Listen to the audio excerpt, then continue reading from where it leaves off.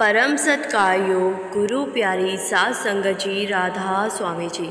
सात संगत जी, आज 1 जून है और आज से 34 साल पहले यानी कि 1 जून 1990 को बड़े महाराज जी ने चूल्हा छोड़ा था और महाराज जी अपनी संगत को संभालने की जिम्मेदारी हमारे प्यारे बाबा जी को देकर गए थे। आज के दिन जब बड़े महाराज जी ने चूल्हा छोड़ा तो ये बात पूरे देश भर की संगत में फैल गई और अपने सद्गुरु के आखिरी दीदार करने के लिए पूरे देश भर से संगत डेरे में पहुंचने लगी। सबकी आंखों में आंसू थे। उस समय महाराज जी के पार्थिव शरीर को उसी सत्संग घर में स्टेज के आगे रखा गया, जिस सत्संग घर में महाराज जी ने लगभग 40 साल तक सत्संग फरमाए थे। संगत अपने सद्गुरु के आखिरी दर्शन करके बड़ी ही भावुक हो रही थी जी।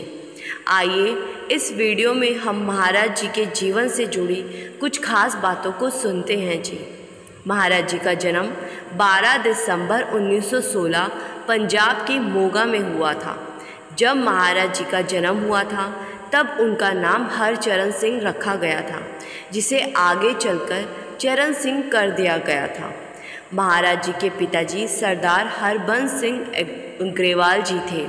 सरदार हरबंस जी बाबा सावन सिंह जी के छोटे पुत्र थे। महाराज जी ने रावलपिंडी से बीए की पढ़ाई की थी। रावलपिंडी जो कि अब पाकिस्तान का एक हिस्सा है, उसके बाद उन्होंने लाहौर में लॉ कॉलेज में दाखिला लिया और सन 1942 में लॉ की डिग्री हासिल करने के बाद महाराज जी ने हरियाणा के सिरसा और हिसार शहर में वकालत की प्रैक्टिस की। 1943 में महाराज जी की शादी माता हरजीत कौर जी के साथ तय की गई। 1951 में सरदार बहादुर जगत सिंह जी ने डेरे की जिम्मेदारी महाराज चरण सिंह जी को सौंप दी थी। महाराज जी ने लगभग 40 साल तक करोड़ों लोगों को परमार्थ का ज्ञान दिया। आज डेरे में जो इतना बड़ा लंगर घर बना हुआ है, वो भी महाराज जी के एक सुझाव के बाद ही बनाया गया था।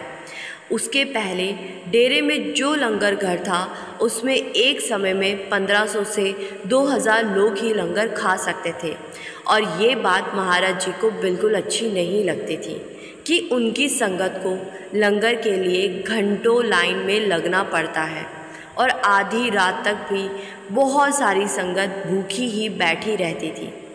तो इसके बाद भी महाराज जी ने इंजीनियर की एक टीम को बुलाकर एक बहुत बड़े लंगर घर का निर्माण करवाया था, जहां एक साथ 15 से 18,000 संगत लंगर खा सकती थी जी।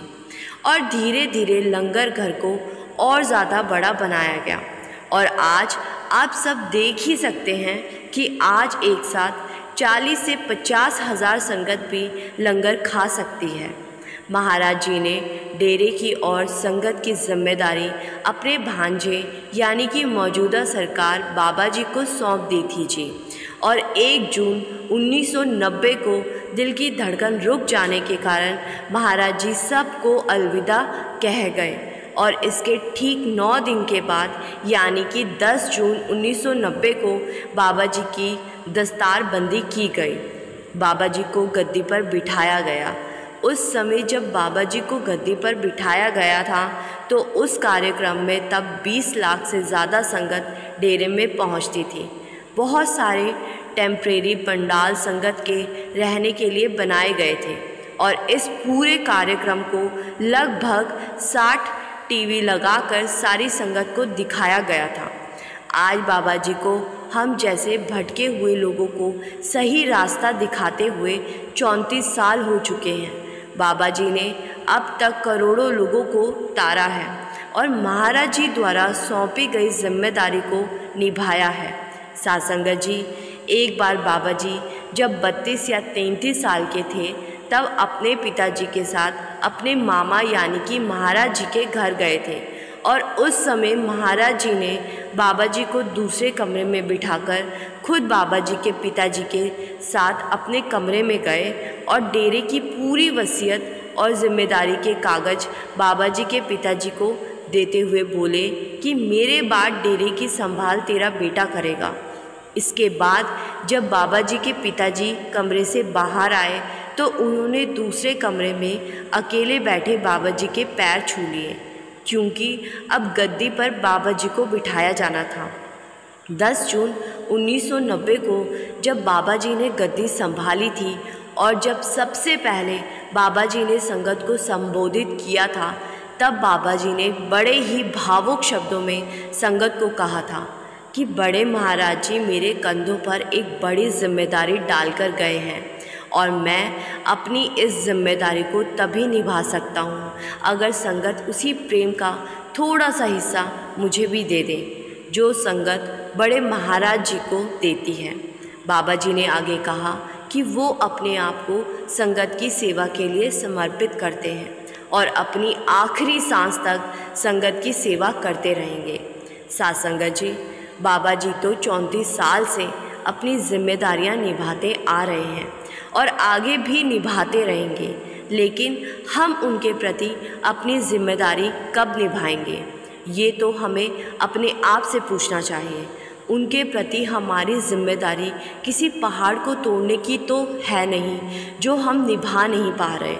हमें तो बाबा जी ने अपनी शरण जब दी थी तब एक ही जिम्मेदारी सौंपी थी कि हर हाल में भजन सिमरन करना है, लेकिन हम बाबा जी से तो उम्मीद करते हैं कि वो अपनी जिम्मेदारी निभाएं और जब बारी हमारी जिम्मेदारी निभाने की आती है तो हम 100 बहाने लगाने लगते हैं। आज हम सब देख रहे हैं कि बाबा जी एक दिन भी आराम नहीं करते। अगर इलेक्शन के चलते 26 तारीख वाला डेरे का सत्संग कैंसिल हो गया है तो भी बाबा जी डेरे में अपनी कोठी में नहीं बैठे। बाबा जी पिछले कई दिनों से हिमाचल और जम्मू कश्मीर के अलग अलग सेंटरों में जा रहे हैं और संगत को दर्शन देकर संगत के साथ सवाल जवाब कार्यक्रम कर रहे हैं। क्या बाबा जी को इन सब की ज़रूरत है? वो तो खुद मालिक का रूप है, लेकिन फिर भी बाबा जी को बड़े महाराज जी ने जो जिम्मेदारी दी थी, बाबा जी उसको निभा रहे हैं। और बाबा जी ने भी गद्दी संभालने के बाद जब संगत को पहली बार संबोधित किया था तो यही कहा था कि उनका पूरा जीवन उनकी संगत के लिए समर्पित है और पूरा जीवन वो संगत की सेवा करेंगे। पिछले दिनों में तो बाबा जी ने एक ही दिन में सुबह के समय चंबा में और उसी दिन शाम को जम्मू में संगत को दर्शन देकर सवाल जवाब किए थे। साथ संगत जी, ऐसे सद्गुरु हर किसी के नसीब में नहीं होते।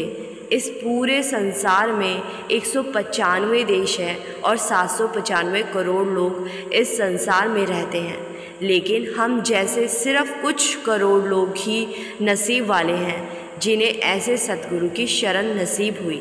लाखों लोग रोज़ दुनिया में आते हैं और लाखों ही बिना गुरु की शरण के इस दुनिया से चले जाते हैं।